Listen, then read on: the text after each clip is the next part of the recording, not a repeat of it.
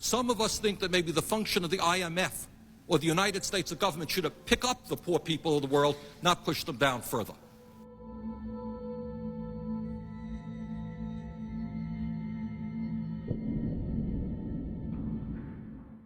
Tell the world now that no more IMF money goes to that country, no goes to Suharto. Tell the people of Indonesia that we are on their side. Free Mr. Pak Bahan.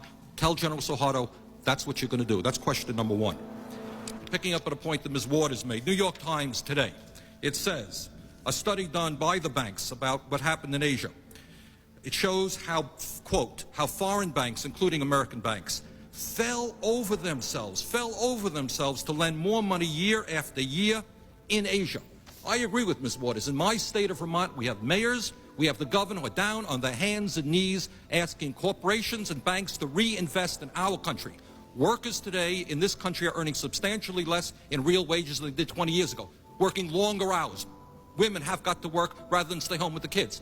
What are you doing to get these banks and corporations to reinvest in the United States of America, pay workers here a decent wage, rather than investing in Indonesia where they pay people 20 cents an hour? So that's the point that Ms. Waters makes. I think it's an excellent point. Last point, Mr. Metcalf touched on this point.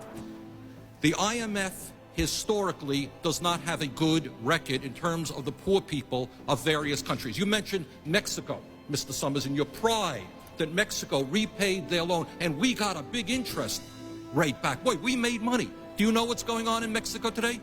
Do you know that working people have seen a significant decline in their wages? They got millions of kids who are working for no money at all, and you're sitting here telling us how proud you are we made money.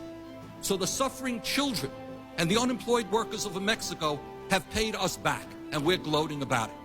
Some of us think that maybe the function of the IMF or the United States government should have pick up the poor people of the world, not push them down further.